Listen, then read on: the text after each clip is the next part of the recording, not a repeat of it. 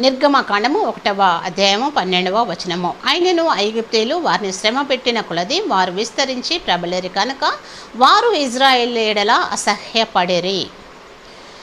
ఇజ్రాయేలీయులను ఐగుప్తు దేశంలో ఉన్నటువంటి ఫరో రాజు అనేకమైనటువంటి శ్రమలకు గురి చేసినప్పటికీ కూడా వారు అన్ని పనులలో వారిని వెట్టి చాకరి చేసినప్పటికీ కూడా వారి గర్భంలో పుట్టినటువంటి బిడ్డలను చంపుటకు మంత్రసానులకు ఆజ్ఞాపించినప్పటికీ కూడా వారి మగ బిడ్డలను నదిలో పారవేటకు ఆజ్ఞ ఇచ్చినప్పటికీ కూడా ఇజ్రాయెల్ ఇక్కడ విస్తరించినట్టుగా అభివృద్ధి చెందినట్టుగా ప్రబలినట్టుగా మనము చూస్తున్నాము. దేవుడిచ్చినటువంటి వాగ్దానం, అబ్రహాంకి ఇచ్చినటువంటి వాగ్దానము 400 ఏండ్లు వాళ్ళకు శ్రమ కలుగును, తిరిగి మిక్కిలి ఆశతో వాళ్ళు బయలుదేరతారని చెప్పి ఉన్నాడు. దేవుని యొక్క వాగ్దానము నిమిత్తమై ఐగుప్తు దేశంలో ఇజ్రాయెల్ శ్రమ అనుభవించారు, కానీ విస్తరించారు, అభివృద్ధి పొందారు, తర్వాత ప్రబలినారు. ఇట్టి వాక్య భాగము ద్వారా మనల్ని కూడా దేవుడు ఆశీర్వదిస్తాడని నమ్మకం ఉంచుదాం. ఆమేన్.